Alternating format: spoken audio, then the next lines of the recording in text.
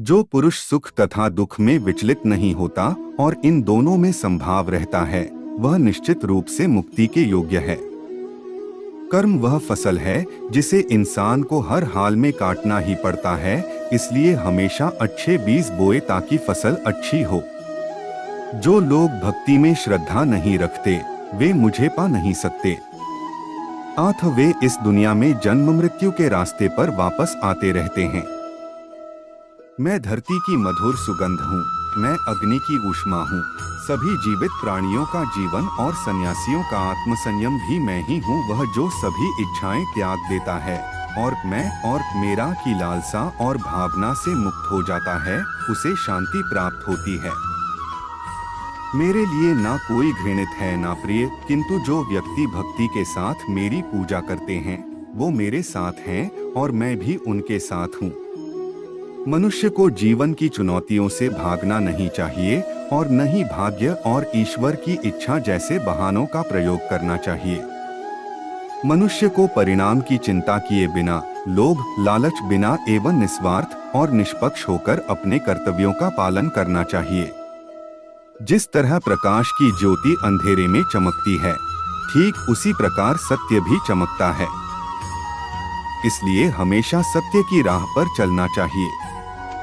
जिस मनुष्य के अंदर ज्ञान की कमी और ईश्वर में श्रद्धा नहीं होती, वो मनुष्य जीवन में कभी भी आनंद और सफलता को प्राप्त नहीं कर पाता। जब जब इस धरती पर पाप, अहंकार और अधर्म बढ़ेगा, तो उसका विनाश कर धर्म की पुनः स्थापना करने हेतु मैं अवश्य अवतार लेता रहूंगा। वह व्यक्ति जो अपनी मृत्यु के समय मुझे याद करते हुए अपना शरीर त्यागता है, वह मेरे धाम को प्राप्त होता है और इसमें कोई संशय नहीं है। जन्म लेने वाले के लिए मृत्यु उतनी ही निश्चित है जितना कि मृत होने वाले के लिए जन्म लेना। इसलिए जो अपरिहार्य है उस पर शोक मत करो। वह जो वास्तविकता में मेरे उत्कृष्ट जन्म और गतिविधियों को समझता है, वह शरीर त्यागने के बाद पुनः जन्म नहीं लेता और मेरे धाम को प्राप्त होता है। जो होने वाला है वो होकर ही रहता है और जो नहीं होने वाला वह कभी नहीं होता। ऐसा निश्चय जिनकी बुद्धि में होता है, उन्हें चिंता कभी नहीं सताती है। अपने परम भक्तों जो हमेशा मेरा स्मरण या एक चित्त मन से मेरा पूजन करते हैं, मैं व्यक्तिगत रूप से उनके कल्याण का उत्तरदायित्व लेता हूँ। जो कोई भी व्यक्ति जिस किसी भी देवता की पूजा विश्वास के साथ करने की इच्छा रखता है, मैं उस व्यक्ति का विश्वास उसी देवता में दृढ़ कर देता हूँ।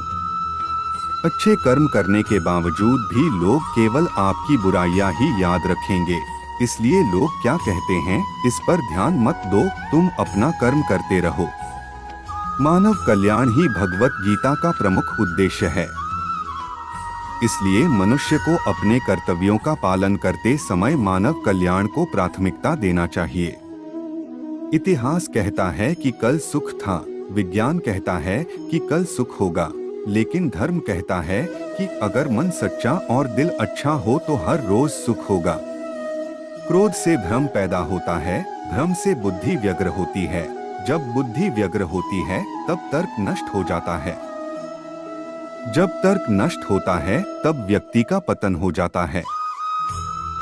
अपने आप को ईश्वर के प्रति समर्पित कर दो, यही सबसे बड़ा सहारा है।